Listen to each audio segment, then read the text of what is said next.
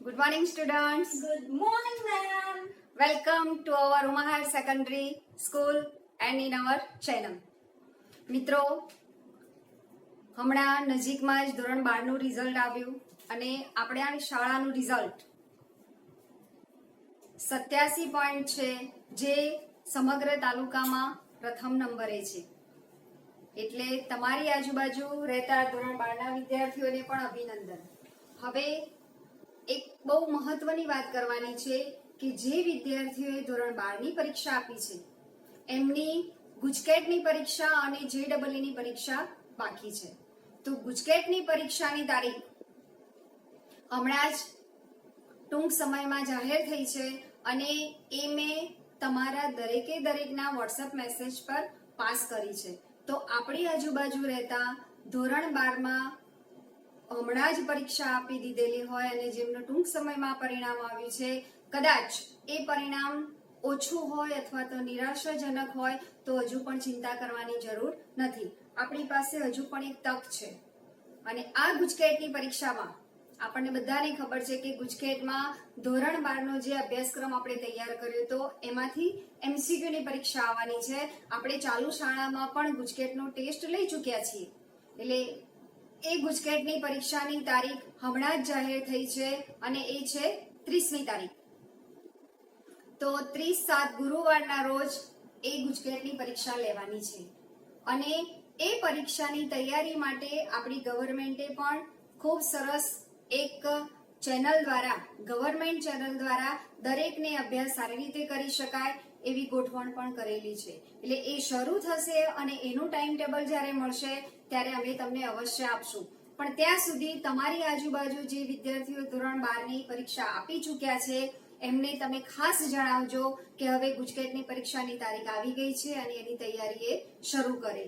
બાયોલોજીમાં યતીનભાઈ અને કેમેસ્ટ્રીમાં અને મેથ્સમાં, ફિઝિક્સમાં જે ટોપિકના વિડીયો આપણે અહીંયા ચાલે છે એ પણ ધોરણ 12 ના વિદ્યાર્થીઓ તમારી પાસે બેસીને શીખી શકે છે અને એમને કંઈ પણ કન્ફ્યુઝન હોય તો એ અમને પૂછશે.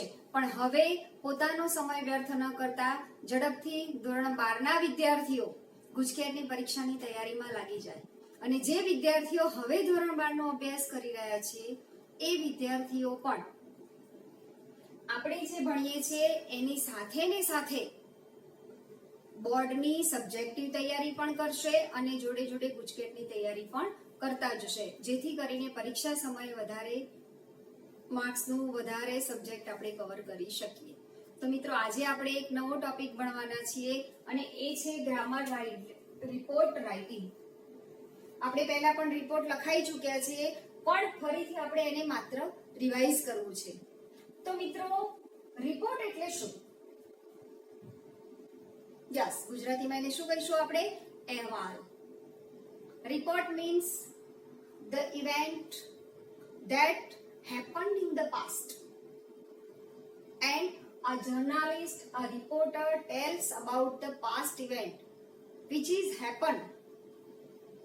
એટલે કે ભૂતકાળમાં જે ઘટના બની ગઈ છે એની માહિતી આપવી છે, એનો રિપોર્ટ આપતી એક બાબત જે આપણે રજૂ કરીએ છીએ એને આપણે રિપોર્ટ રાઇટિંગ કહીએ છીએ.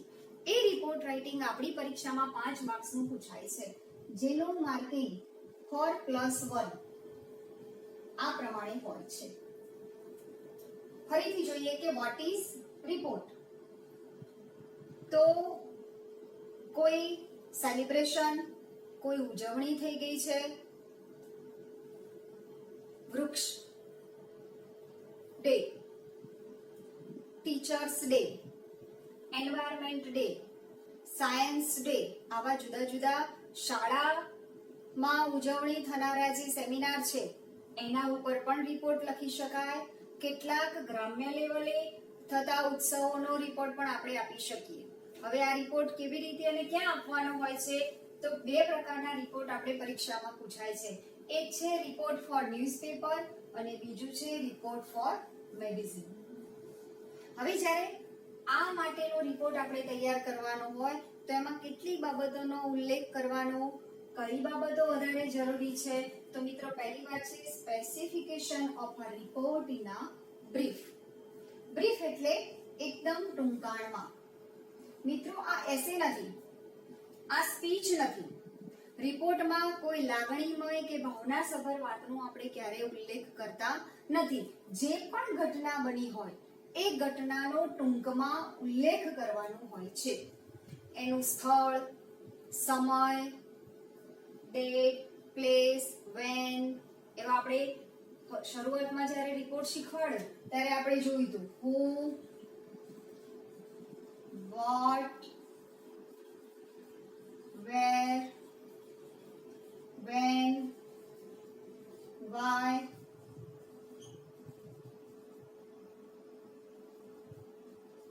how much કે how many. આવા કેટલાક નોર્મલ પ્રશ્નોના ટૂંકમાં જવાબ આપીને આપણે રિપોર્ટ લખવાનું છે. રિપોર્ટનું રાઇટિંગ એકદમ ટૂંકમાં હોવું જોઈએ. કોઈ લાગણીસભર શબ્દ, ઇમોશનલ ફિલિંગ્સ એમાં ઉમેરતા નથી. જે ઘટના બની છે ઇટ્સ અ ફેક્ચ્યુઅલ, એ હકીકતમાં આપણે દર્શાવવાની છે. બીજું, structure of report should be logical and in order. હવે જે રિપોર્ટનું સ્ટ્રક્ચર છે, આપણે જે એનું બંધારણ લખાણ લખવાના છે, એ પણ કેવું હોવું જોઈએ? લોજિકલ. એક પછી બીજી ઘટના, બીજા પછી ત્રીજી, ત્રીજી પછી ચોથી, એમ દરેક ઘટના એકબીજા સાથે જોડાયેલી હોય. અને ઇન ઓર્ડર, ક્રમબદ્ધ લખવાનું છે. હવે એમાં છે ટાઇટલ, ડેટ અને પ્લેસ. કેવી રીતે લખશું તો એનું આપણે એક ફોર્મેટ જોઈએ.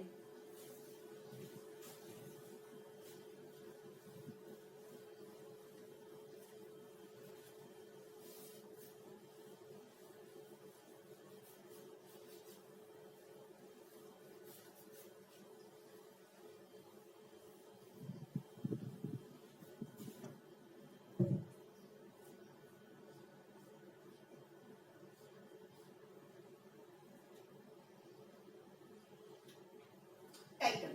તો જ્યારે આપણે રિપોર્ટનું ટાઇટલ લખીએ છીએ તો એ હંમેશા શામાં આવશે? કેપ્સ લોક, એટલે કે કેપિટલ અક્ષરમાં. ત્યારબાદ રાઈટ કે લેફ્ટ બંને બાજુ લખી શકાય. અહીંયા આપણે બીજું શું લખીશું? ડેટ, પછી અહીંયા આવશે પ્લેસ. ટાઇટલ કેપિટલ અક્ષર સાથે, તારીખ, તારીખ કઈ રીતે લખવાની છે?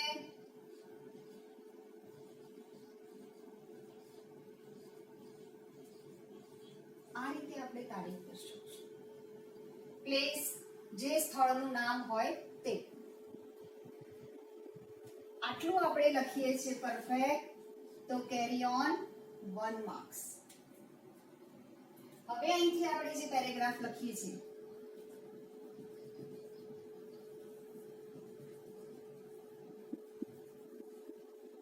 બરાબર? રિપોર્ટમાં હંમેશા એક જ પેરેગ્રાફમાં બધી જ બાબતો આપણે પૂરી કરવાની હોય છે. જે ઘટના બની છે, સ્થળનું નામ, એનો સમય, એની તારીખ, કઈ રીતે બની હતી તે. હવે બીજું મિત્રો આપણે એ ધ્યાન રાખશું કે આ આપણે જે ડેટ લખીએ છીએ એ કઈ ડેટ લખવાના છીએ? તો થોડાક દિવસ પહેલા, થોડાક મંથ પહેલા, થોડાક અઠવાડિયા પહેલા. જે ઘટના બની ગઈ છે એ આજની તારીખ હોતી નથી. તો આટલી બાબત આપણે ધ્યાનમાં રાખશું. અને હવે આપણે એક રિપોર્ટ લખવા જઈ રહ્યા છીએ, જે હું તમને સમજાવું છું.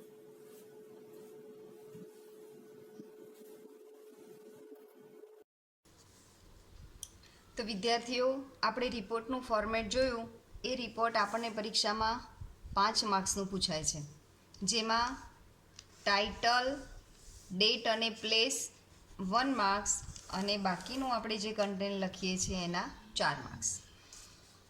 આ રિપોર્ટ બની ગયેલી ઘટનાની રજૂઆત છે, જે ટૂંકમાં હોય છે. અહીંયા આપણને ક્વેશ્ચન આપેલો છે, you watched a rescue operation of a burning house. Prepare a report on it. તમે જોયેલો રેસ્ક્યુ ઓપરેશન. કોનું? તો બર્નિંગ હાઉસ. એક બળતું ઘર છે, એક ઘરમાં આગ લાગી છે અને એ આગ ઓલવવા અંદર સપડાયેલા લોકોને બચાવવા માટે તમે જે રેસ્ક્યુ ઓપરેશન, જે કાર્ય હાથ ધર્યું, એનો રિપોર્ટ આપણે રજૂ કરવાનો છે. એટલે અહીંયા મેં જે અંડરલાઈન કરી છે એ આપણે ટાઇટલ તરીકે લેવાનું છે, જેનો પ્રથમ અક્ષર અહીંથી આપણે અ કેપિટલ રેસ્ક્યુ, આર ઓપરેશન, ઓ ઓફા બર્નિંગ હાઉસ, બી અને હાઉસ આ કેપિટલ અક્ષર સાથે લખીશું. ત્યારબાદ આવશે ડેટ અને પ્લેસ. એ તમે જમણી બાજુ પણ લખી શકો અને ડાબી બાજુ પણ લખી શકો, પણ ડેટ લખવાની પદ્ધતિ આપણે પહેલાં પણ ક્લાસમાં ચલાવી હતી એટલે આપણે એને બરાબર સમજી લઈશું. ડેટ આવશે અને પ્લેસ આવશે. હવે આપણે રિપોર્ટની શરૂઆત કરીએ છીએ. કોઈ પણ રિપોર્ટ હોય તો એ માત્ર એક જ પેરેગ્રાફમાં લખવાનો હોય છે. પહેલાં હું જે સમજાવું છું એ આખો તમે બરાબર સમજી લેજો અને ફરીથી વિડીયો કરી અને એને પછી કોપી કરીને લખજો. Fire accidents are not very common.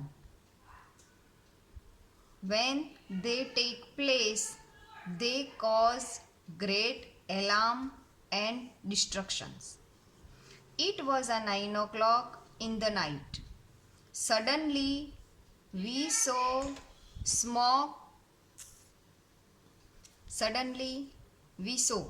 Smoke entering the room. We went out of the room and saw our neighbor house had caught fire. The neighbor was crying for help. Some helped him, while others ran for water. There was more noise and less work. I saw a young boy, Kanu, was also pouring water to extinguish fire. He worked very hard to put out fire. Suddenly, the roof fell down and Kanu fell over burning wood. We acted quickly and took him out of the burning home. In the meanwhile, somebody had good sense to inform the fire station. The fire engine soon arrived and they did their best to extinguish fire. It took almost 2.5 hours to control the fire. One of the firemen was seriously injured. Most of the fire accidents occur because of our carelessness. It was resulting in a great loss of property and life. If we are more careful, many of these can be easily avoided. હવે આપણે એક એક લીટીને સમજવાનો પ્રયત્ન કરીશું. Fire accidents are not very common, એટલે કે આગના એક્સિડન્ટ જે ઘટના કે બનાવો બને છે એ કોઈ સામાન્ય વસ્તુ નથી. વેન દે ટેક પ્લેસ, જ્યારે આ ઘટના બને છે, દે કોઝ ગ્રેટ અલાર્મ, એ આપણને એક મોટી ચેતવણી આપી જાય છે, એન્ડ ડિસ્ટ્રક્શન, અને વિનાશ પણ. હવે જે ઘટના બની છે એને યાદ કરીને આપણે લખીએ છીએ એ પ્રમાણે લખવાનું છે. It was a 9 o'clock in the night, રાત્રિના 9 વાગ્યા હતા. સડનલી વી સો, સીનું ભૂતકાળ લખ્યું છે. સ્મોક એન્ટરિંગ ધ રૂમ, અમારા ઘરમાં ધુમાડાને પ્રવેશ કરતો જોયો. We went out of the room, અમે રૂમની બહાર આવ્યા. And so our neighbour house, અને શું જોયું, પાડોશીના ઘરમાં હેડ કોટ ફાયર, આગ પકડી લીધી છે, એનો મતલબ ત્યાં આગ લાગી હતી. The neighbour was crying for help, પાડોશી મદદ માટેની બૂમ પાડતા હતા. સમ હેલ્પડ હિમ, કેટલાક લોકો એમને મદદ કરતા હતા. આ આપણે જોયું હતું એ રીતે આપણે દર્શાવવાનું છે. વાઇલ અધર રેન ફોર વોટર, કેટલાક પાણી માટે દોડાદોડ કરતા હતા. ધેર વોઝ મોર નોઇઝ, વધારે પડતો અવાજ, એન્ડ લેસ વર્ક, અને કામ ઓછું થતું હતું. બિકોઝ અહીંયા આપણે નવું એક વાક્ય ઉમેરવું હોય, જેને યાદ હોય તે ઉમેરી શકાય. Because no one can understand what can they do. but there was more noise and less work. I saw a young boy, Kanu નામનો એક નાનકડો છોકરો આપણે જોયો, was also pouring એટલે રેડવું water to extinguish fire. હવે મિત્ર extinguish એટલે ઓલવવો, put out. આગને બુઝાવવા માટે તે પાણી રેડી રહ્યો હતો. He worked very hard to put out. આ પણ આનો સિમિલર મિનિંગ છે, put out એટલે extinguish. Suddenly the roof fell down. હવે જે આગ લાગી હતી અને દોડાદોડ કરતો હતો આગ ઓલવવા માટે, ત્યાં ઉપર રૂફ એટલે છાપરું. અચાનક છાપરું ઉપરથી આગના કારણે ફેલ ડાઉન નીચે પડે છે, and Kanu fell over the burning wood. અને એ બર્નિંગ વુડ ક્યાં પડે છે? કનુની ખૂબ નજીક એની ઉપર. એ જોયા પછી વી એક્ટેડ ક્વિકલી, અમે તરત કામે લાગી ગયા, અમે ઝડપથી એની મદદ માટે આવ્યા. Took him out of the burning home, અને એને એ સળગતા વુડમાંથી બહાર કાઢ્યું. ઇન ધ મીન વાઇલ, આ એક ફ્રેઝ છે મિત્રો, એ સમય દરમિયાન. In the meanwhile somebody had good sense, કોઈકને એક સારી સમજ આવી. Somebody had good sense to inform the fire station. શરૂઆતમાં ફાયર સ્ટેશનમાં ઇન્ફોર્મ કરવાનું કોઈને યાદ આવ્યું નહીં, પણ થોડોક સમય દોડાદોડ તેના પોતાનાથી બનતી મદદ કરતાં કરતાં ઇન ધ મીન વાઇલ એ સમય દરમિયાન somebody had good sense to inform the fire station. અને જેવો ફાયર સ્ટેશનમાં ઇન્ફોર્મ કર્યું, જાણ કર્યું, તરત જ the fire engine soon arrived, આવી પહોંચ્યું. ધે ડીડ ધેર બેસ્ટ, અને ફાયર એન્જિન આવ્યા પછી એ લોકોએ ખૂબ સરસ પ્રયત્ન કર્યો. શું કરવા માટે? ટુ કંટ્રોલ એક્સટિંગ્વિશ ફાયર, આગને બુઝાવવા માટે. They did there best two control એક્સટિંગ્વિશ fire. It took almost 2.5 hours. આ ઘટના ફાયર એક્સિડન્ટને બુઝાવવા ઓલવતા કેટલો સમય લાગ્યો? It took almost 2.5 hours. 2 અને ઉપર અડધો એટલે કે 2.5 કલાક જેટલો સમય થયો two control the fire. One of the fireman was seriously injured. Fire engine સાથે આવેલા કેટલાક લોકોમાંથી એક, one of the fireman was seriously injured. Most of the fire accident. હવે આપણે આ સમગ્ર ઘટનાને અંતે એક તારણ કાઢીને લખીએ છીએ કે most of the fire accident અકર એટલે બનવું,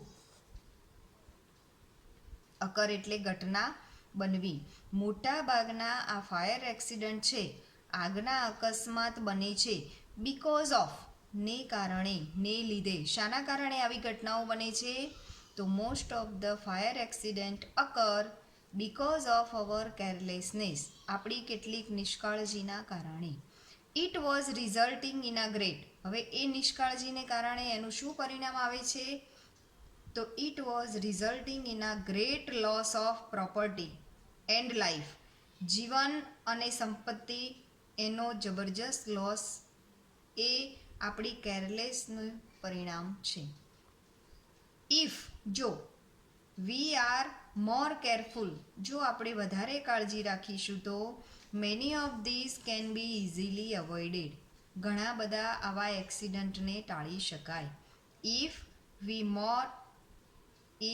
વી આર મોર કેરફુલ, જો આપણે વધારે કાળજી રાખશું તો many of these accident can be easily avoided, આપણે આસાનીથી ટાળી શકીએ. અવોઇડ એટલે ટાળવું. હવે આવો જ એક બીજો રિપોર્ટ આપણે લખ્યો છે.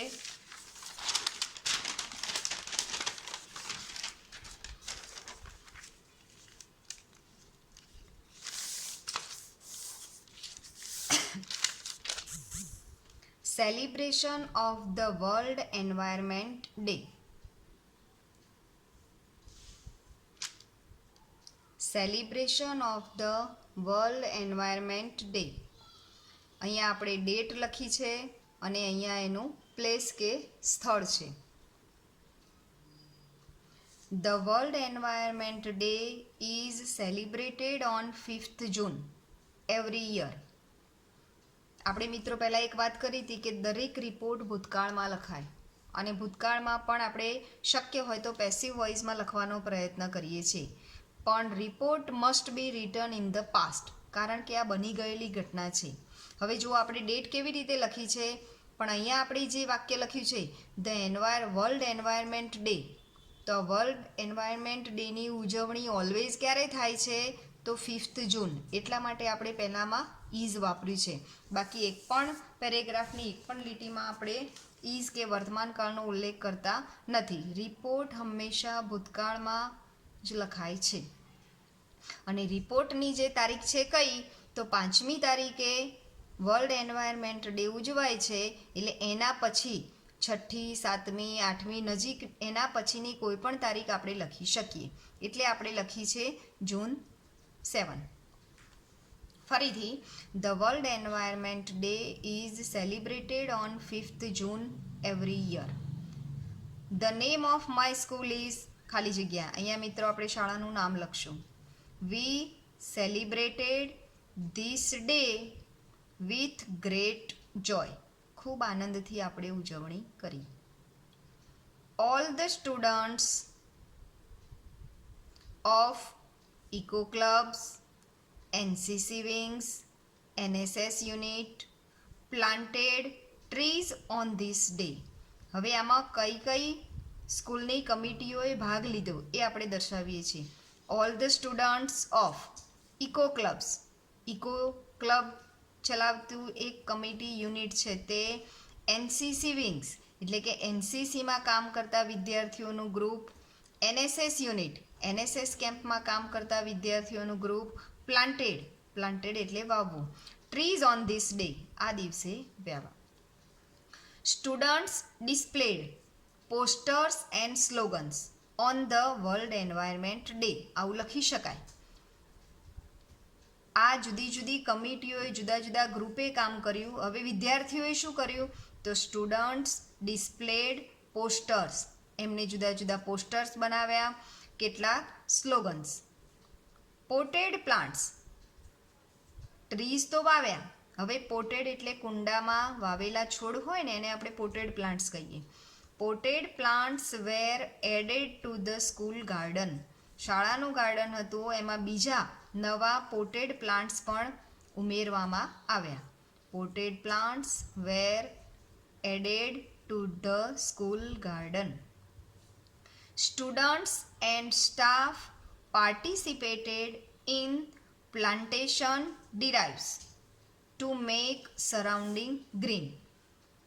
બીજા કોણે ભાગ લીધો, તો બીજા વિદ્યાર્થીઓ હતા તે. સ્ટુડન્ટ્સ એન્ડ સ્ટાફ પાર્ટિસિપેટેડ ભાગ લેવો, ઇન ધ પ્લાન્ટેશન ડિરાઇવ્સ વૃક્ષો વાવોની ડિરાઇવ્સ એટલે એક ચળવળ છે અથવા તો નક્કી કરેલી જે બાબત છે. ઇન પ્લાન્ટેશન ડિરાઇવ્સ એમાં ભાગ લીધો. ટુ મેક સરાઉન્ડિંગ ગ્રીન આજુબાજુના સરાઉન્ડિંગને લીલોતરીવાળું હરિયાળું બનાવવા માટે. ધ સ્કૂલ ઓર્ગેનાઇઝડ શાળાએ શાનું આયોજન કર્યું, the school organised a nature walk for the students વિદ્યાર્થીઓ માટે એક નેચર વોકની રેલીનું આયોજન કર્યું. The school organised a nature walk for the students. To add more color to the day, best out of waste activity was held. ચલો, to add more color to the day આ દિવસને વધારે રંગીન બનાવવા માટે આ આખું એક પ્રકારનું ફ્રેઝ છે મિત્રો. To add more color to the day એટલે કે આ દિવસને વધારે મહત્વનું બનાવવા માટે. To add more color to the day આપણે શાનું આયોજન કર્યું, બેસ્ટ આઉટ ઓફ વેસ્ટ વેસ્ટમાંથી બેસ્ટ એક્ટિવિટી વોઝ હેલ્ડ આવી એક પ્રવૃત્તિનું હેલ્ડ એટલે આયોજન કરવું. હેલ્ડ એટલે આયોજન કરવું. આવી પ્રવૃત્તિનું આયોજન કરવામાં આવ્યું. The principal and the managing trustee of the school also join the students in this Go Green effort. Principal and the managing trustee of the school also join એ પણ અમારી સાથે જોડાયા. The students વિદ્યાર્થીઓ સાથે in this Go Green એટલે કે વધારે હરિયાળી કે વધારે લીલોતરી વાળું બને એવા પ્રયત્નમાં આ પણ જોડાયા. Really, we celebrated the day with the Go Green activities and enjoyed a lot. ખરેખર really, we celebrated the day અમે આ દિવસની ઉજવણી કરી શાની સાથે with the Go Green activities દરેક જગ્યાએ હરિયાળી ઊભી થાય એવી પ્રવૃત્તિઓ કરી એન્ડ એન્જોયડ અ લોટ એ દિવસને અમે ભરપૂર માણ્યો. આ રીતે કોઈ પણ રિપોર્ટ સેલિબ્રેશન કરવાનું હોય, હવે આ જ સેલિબ્રેશનને કદાચ celebration of the quiz competition હોય તો પણ લખી શકાય, celebration of the teachers day હોય તો એમાં પણ આ રીતે મિત્રો આપણે લખવાનું છે. એટલે આપણે આ બે રિપોર્ટ બરાબર લખીને સમજીને તૈયાર કરશું.